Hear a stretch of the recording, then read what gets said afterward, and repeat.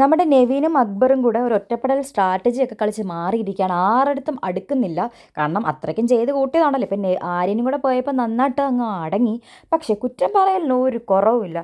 നെവീൻ പറയുകയാണ് അക്ബറിൻ്റെ അടുത്ത്, ശരിക്കും പറഞ്ഞാൽ ഈ അനുമോളിരുന്ന് പ്രാകുന്നുണ്ടാവും. അക്ബർ മരിച്ചു പോട്ടെ, നെവിൻ മരിച്ചു പോട്ടെ, അവൾ ഒറ്റയ്ക്ക് മതി ബിഗ് ഫൈനാലയിൽ എത്താൻ വേണ്ടിയിട്ട് എന്നുള്ള രീതിയിലൊക്കെ പറയും, പ്രാകുന്നുണ്ടായിരിക്കും, പ്രാർത്ഥിക്കുന്നുണ്ടാവും എന്നൊക്കെ പറയുന്നു. അപ്പോൾ അക്ബർ പറയണായി അവൾ അങ്ങനെ പ്രാർത്ഥിക്കാൻ സാധ്യതയില്ല.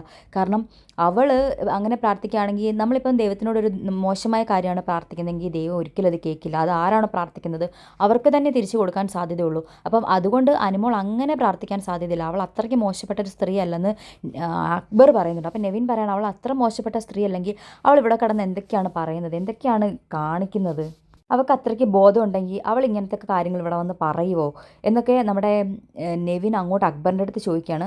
അപ്പോൾ അക്ബർ പറയുന്ന, എനിക്കങ്ങനെയൊന്നും അറിയില്ല, എനിക്ക് തോന്നുന്നു അവൾ അങ്ങനെ പ്രാർത്ഥിക്കില്ല എന്ന്. പക്ഷേ അനുമോൾ ശരിക്കും പറഞ്ഞാൽ നല്ല രീതിയിൽ പ്രാർത്ഥിക്കുന്ന ഒരാളാണ്. ഇവരുടെ കൂട്ട് മനസ്സിൽ ഗ്രഡ്ജ് വെക്കുന്ന ആളല്ല. എന്തെങ്കിലും ഉണ്ടെങ്കിൽ അപ്പം തീരും. കാരണം ഇവർ ഇത്രയും ഒറ്റപ്പെട്ടൊക്കെ ഇരിക്കുന്ന സമയത്ത് അനുമോളാണ് എല്ലാവരുടെ അടുത്തും പറയുന്നത് നെവിനെ അക്ബറിനെയൊക്കെ പോയി വിളിച്ചുകൊണ്ട് വരും എന്നൊക്കെ. പക്ഷേ ഇവരിപ്പോഴും അനുമോളുടെ കുറ്റം പറഞ്ഞുകൊണ്ടിരിക്കുകയാണ്. നമ്മുടെ ആര്യൻ പോയിട്ട് അതിനെക്കുറിച്ച് ഇവർക്ക് യാതൊരു തരത്തിലുള്ള ഡിസ്കഷനും ഇല്ല.